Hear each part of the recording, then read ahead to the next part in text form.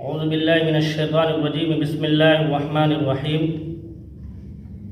میرے بھائی، میرے عزیز ساتھیوں،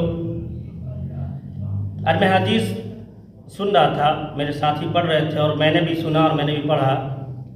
اس حدیث میں بہت ہی پیاری باتیں آئیں کہ آج کل کے اولاد اپنے ماں باپ کے لیے کیا کرتے ہیں۔ وہ حدیث میں آپ لوگوں کے سامنے شیئر کرنا چاہتا ہوں، جو آج کے زمانے میں ہر کسی کے ساتھ ہو رہا ہے اور ہر کوئی جو ہے اس کو جان رہا ہے، اور جو چیز اس حدیث میں پڑھا اس کو جاننا ضروری ہے اور اس پہ عمل کرنی چاہیے۔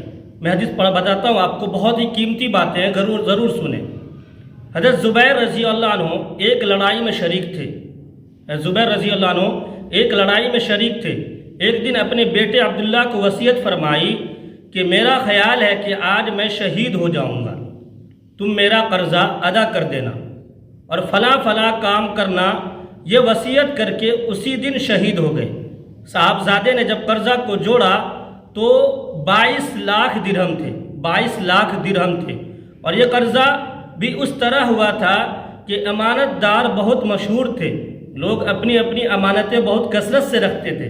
یہ فرما دیتے کہ رکھنے کی جگہ تو میرے پاس نہیں ہے، یہ رقم قرض ہے، جب تمہیں ضرورت ہو لے لینا۔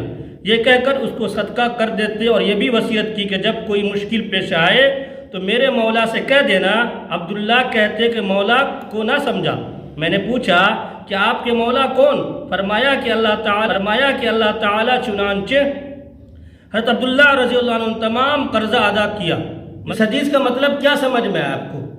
مطلب یہ ہے کہ کتنا وفادار اللہ تعالیٰ نے ان کو اولاد دیا۔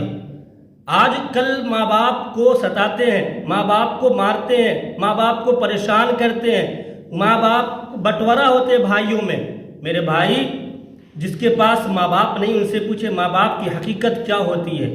ایک اتنا وفادار اولاد اللہ تعالیٰ ہر کسی کو دے۔ آپ ماں باپ کی خدمت کریں، ماں باپ کو پریشان نہ کریں۔ ایک ماں باپ کئی بچوں کو پال لیتے ہیں اور کئی بچے ایک ماں باپ کو نہیں پال پاتے ہیں۔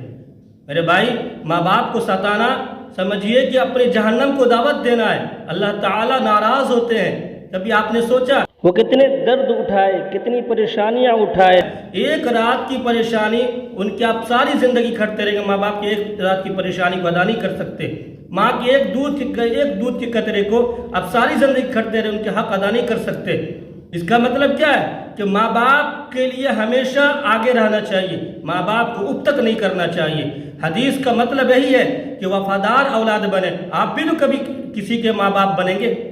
آپ جس کے ساتھ جیسا کریں گے اپنے ماں باپ کے ساتھ کریں گے، کل کی اولاد جو ہے، کل آپ کی بھی اولاد ہوگی، وہ بھی آپ کے ساتھ ایسا ہی کرے گا۔ میرے محترم بزرگوں، دوستو، میرے ابو اس دنیا میں نہیں ہے، لیکن مجھے احساس ہوتا ہے کہ اب ماں باپ کتنی بڑی چیز ہے۔